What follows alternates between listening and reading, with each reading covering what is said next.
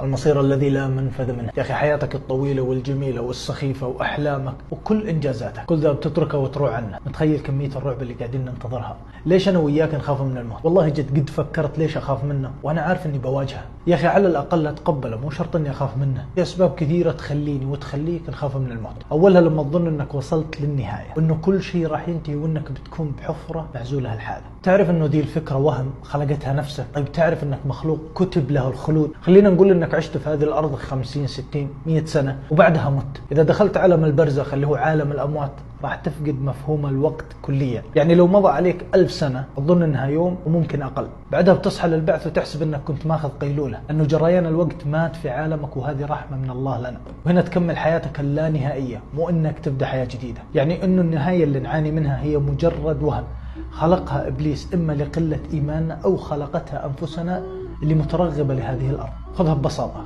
الموت عبارة عن بوابة لازم تعديها عشان تبدأ بالنعيم الأبدي. بس بتقول لي في أسباب غيرها تخوفني من الموت؟ يا أخي أخاف أفقد ناس غالية علي. تفقدهم بالدنيا الفانية؟ إيه أكيد بتفقدهم، لكن بتقابله في جنات النعيم على سرر متقابلين إلى ما لا نهاية. أو الأم اللي خايفة على أولادها من بعدها. حابة أقول لك بعد موتك بيموتوا أولادك، أولاد أولادك، وبعد أولاد أولاد أولادك، وبيكونوا شفعاء لك يأخذوا بيدك إلى باب الجنة إن شاء الله. والشخص اللي يقول لك أنا خايف من الموت لأني خايف من المعاصي ومستحي أقابل ربي فيها، بالأصح ماني مستعد للموت. بإيش اللي مانعك تستعد؟ ما في رسوم للتوبة أو CV تقدمه عشان تقبل أو ترفض، هي عزيمة تنوي فيها الرجوع إلى الله. أغلبنا وكلنا ينظر للموت إن نهاية تعيسة مأساوية نتجنب حتى التفكير فيها، وننسى فكرة إنه هذه هي البداية السعيدة لكل شيء نتمناه. يا أخي إذا مت مات حزنك وخوفك وهمك وزعلك وكل شيء قاعد تعاني منه. يكفي انه ما يكون عندك اختبارات، يكفي انك بتشوف النبي عليه الصلاة والسلام وتسقى بيده، يكفي انك بتشوف رب العالمين ويرضى عليك وما راح يسخط عليك بعدها ابدا. وتخيل اللي خلقك وحفظك ورزقك وحماك قدام عينك الحين. ما يمنعك انك تكون في هذا الموقف او في هذه اللحظة الا الموت، فلما الخشية منه. رعب الموت موجود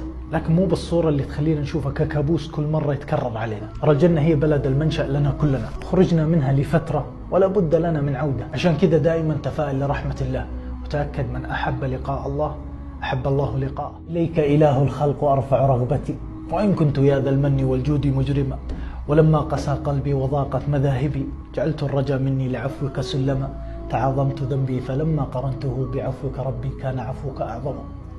اللهم لا تقبضنا إليك إلا وأنت راض عنا. السلام عليكم.